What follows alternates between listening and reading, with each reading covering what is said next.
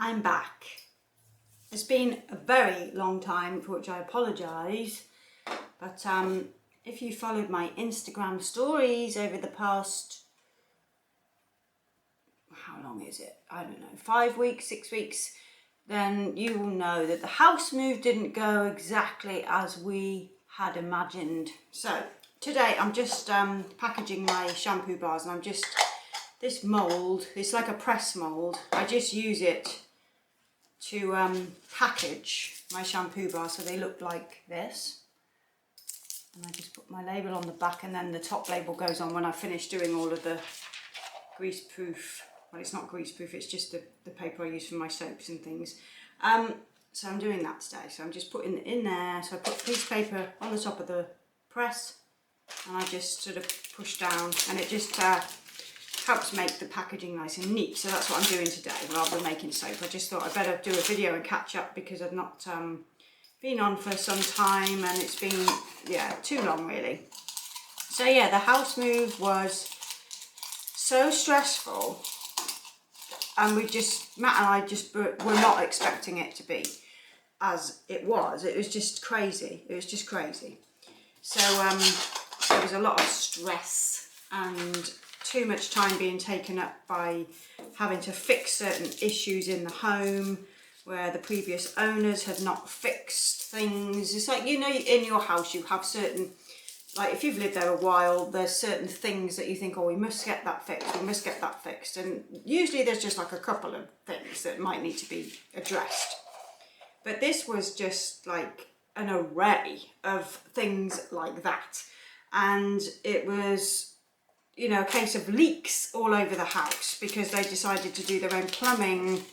And so we were replacing radiators immediately because there was water on the floor underneath a couple of the radiators. And you sort of think, how you actually live like this? There's still a leak in the bathroom where we're having the sink replaced, but we're just waiting for our plumber to be free. And if you know plumbers, they are always so busy.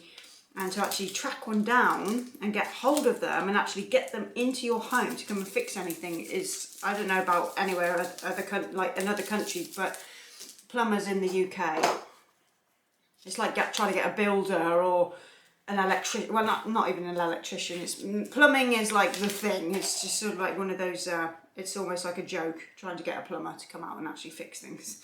But we've got a very good plumber. We're just waiting for him to come and put our new sink in the bathroom. So that's just a minor issue. It's not too bad, the leak, but it's leaking. So we have to wrap a sort of cloth underneath. It's just, you sort of think you go to all this trouble to build an extension, spend all this money on a property, and then do your own plumbing. Kind of, why would you do this? If you don't know exactly what you're doing, then you shouldn't really tackle it. And I think it's going to start getting regulated in this country because unlike electrics and gas, it isn't regulated. So hopefully the law will change there so that other people don't ever have to put up with this kind of rubbish.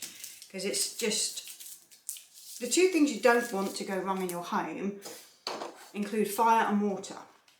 So the water, you know, was just panic, oh my God. Then there's a leak underneath the kitchen. There's like an island in the kitchen, which is gorgeous. It's all been done so beautifully. And then there's this leak underneath the kitchen sink, which is incidentally now being fixed. So that one's done. But there's issues like things that you wouldn't even know about. So where they've used a different brand of pipe underneath the kitchen sink will render our home insurance useless if you use two brands. Even though it can be the exact same fitting, exact same type of pipe, if it's not the same brand, your home insurance is not valid. Who knew? So there's little things like that that we just need to get on top of and get fixed. And then there was a burner issue, like there's a room with a burner in the centre of it, and it's really lovely.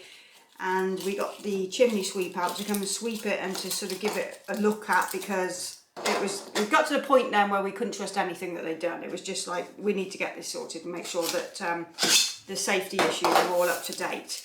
And the first trigger was, for me, there were no carbon monoxide alarms in the home. Now, if you've got an open fire or a burner, then you have to have carbon monoxide alarms in your home. You should anyway, but in particular, those two things. And there, I noticed there weren't any, and I thought, that's odd. You wouldn't risk your life, you know, if you're burning wood or coal, you wouldn't risk your life and not do that, but they had. It turned out that the chimney sweep went halfway up the chimney and said the flue pipe only goes halfway. So this cannot be used. It's completely illegal and a health issue. So somebody came out to have a look at that for us after the chimney sweep had left, and we're getting that fixed. So it's like, it's the expense as well. It's all these things have got to be fixed, and it's, you know, the chimney, we've got to have a new chimney pot and a new flue liner drop down. The burner's got to come forward. There's got to be some new plates put in. It's going to cost us 1,300 quid. And it's like, you know, it's not a mass amount of money, but it's a amount of money that you don't want to spend. You know, when you bought a home and you sort of trust that the people have done a good job on renovation and that kind of thing, it's sort of things that they've overlooked. You're like, why would you do that? It's just odd. It's just odd, but it's a safety issue, and we can't have our house like that. So for the first couple of weeks, the house just did not feel like ours. It felt like we'd been tricked, you know. We were so looking forward to moving and so looking forward to enjoying just having a beautiful new home and being able to continue to go to work and just live our lives, but it didn't turn out that way. I took like about 3 weeks before I even came into work. I was like popping in and out just to do certain bits and pieces, but it was insane. I just couldn't have a day where I could come in here and actually get on and do some work like a normal week, you know. It was just, there was constantly people having to come to the house to assess situations and fix things, and it was exhausting, just exhausting. So I was not happy to start with, but it's over a month now that we've been in there, and things are kind of getting a little, you know, like it feels like home now, and we've got all our things in there, and we've unboxed most of the things that we've bought from the old house. But yes, it's, people say it's one of the most stressful things you can do is to move house, but it's stressful in itself. But then when you move in and you've got somebody else's dirt to clean as well, they sort of told me they were doing a deep clean on the house. That was not done. It was disgusting. We had to really like deep clean the house, and there were the windows were just minging. It was like, have you ever done this? It's disgusting. And you know, we all have standards. So sorry that I've not been around to come and do soap making videos and whatnot, but it's just been a nightmare that I was not expecting. But other than that, everything's fantastic. It's yeah, it's been a very stressful couple of years. I'm sort of, you know, dropping to the floor now and thinking, okay, what the hell has happened to everybody recently?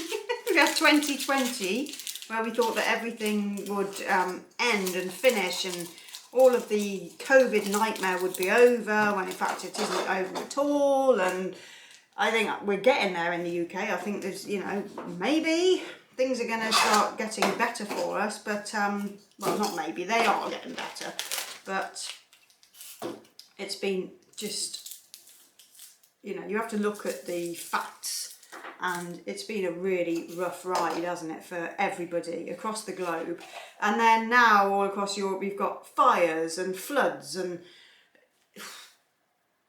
it's just, it really makes you stop in your tracks and realise the things that are important, and how we are so lucky to even have a home right now, even though it has leaks. It isn't full of fire, it isn't flooded out. I haven't had to evacuate like lots of people in Greece, Turkey, the Belgians with the floods, and it's just been absolutely insane.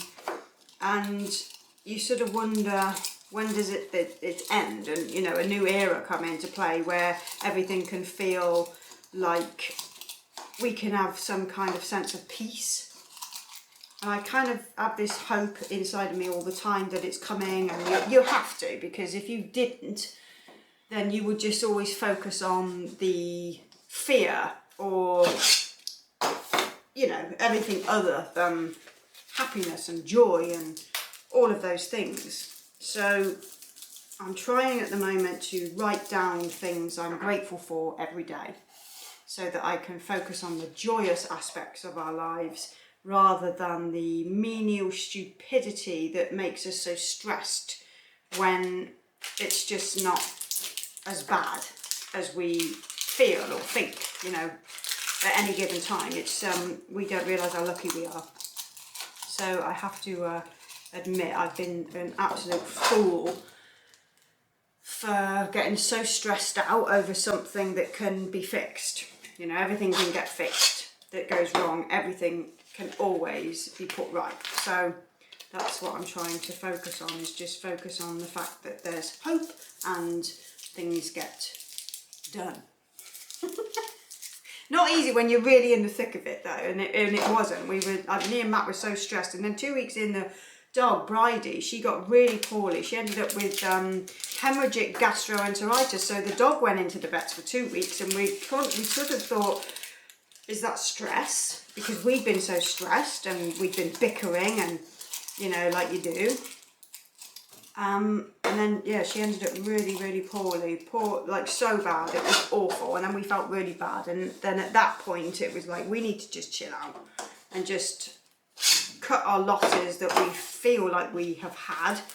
And my sister came in and did like a sage cleansing of the house and told me, you need to claim your house, this is now your house, and you need to claim this home as your own, and you need to take control of it, and you need to just, that's it, you just need to take control of it, it's yours, and everything that needs to be fixed will get fixed, but now it's up to you to fix it, and just each bit, go bit by bit by bit, and each thing just get fixed.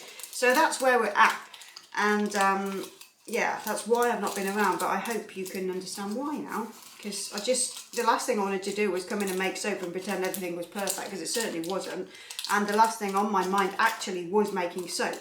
So luckily I'd saved money so that I could take some time off just for the move in itself. So it wasn't desperate measures and thinking, oh my God, we're going to end up poor or anything. You know, we were absolutely fine. But I so wanted to just chill out and enjoy, you know, the rest of the summer in there. And it's getting there now, so yeah. Sorry, I was gone for so long. It was just crazy. Absolutely crazy, but yeah, like I said, just focus on what you have got, focus on the joy that you do have, focus on family, focus on people that are always there for you, and get rid of the rest that are not there for you, you know, that kind of thing. It's just like wake up call, really. When you're going through it, you don't realise that that's what's happening. You're just like, why is this happening? Why is this happening? And you can't kind of make any kind of rational sense out of those situations because you're in it and you're not of it. And it's just it was shocking. I think it was more the shock that the house was in such a state. There were like doors hanging off on one screw, and the kitchen cupboard like wasn't attached to the wall anymore, and it's sort of like, you've only sort of finished this house like a couple of years ago. How on earth do you let a house get into such disarray in such a short amount of time? That was what was I was mind blown by how they've been living in there. It was like, well, can't you see that that's not acceptable? And it certainly wasn't the house that we thought we were buying back in December when we put the offer in and we got the house, and it's just, in 6 months, it was just like, it looked like a completely different place. But we're getting there. And I will give you a tour, so you can come and have a look, and you'll be like, what's she worried about? But you didn't see it when we walked in the door, and to see what they were doing, and how they were just completely disorganised and hadn't moved all of their stuff out. So there was other stuff, like we had to take things to the tip because they hadn't emptied the attic, and there's all their stuff left. It's like, actually, that's like a breach of the contract. You're supposed to get every single item of yours out of the home, and there was like, so there was all that to deal with as well, like taking things that didn't belong to us to the landfill to get rid of it all, because it was just, this is ours now, you know. just madness, absolute madness. But yes, I hope there's people out there that are selling their homes that actually take care of them before they hand the keys over, you know. Don't do that to people. It's rude. It's really rude. But yeah, when the house is all fixed up and to our standard, then we might sort of think about maybe moving again. I'm not sure what we're going to do yet. The house is gorgeous, but there's like that dream of the countryside home with the orchard attached to the side. You know, everybody's got their that one dream of the home that they truly would love to manifest, and I have mine. And you know, it was the house in the countryside always. So we shall see where we end up. But the next one, I will be sure to look under cupboards and things like that you don't do when you go and look around the house. It's just not the sort of thing that you would really think that you would need to do, is to check on somebody's plumbing.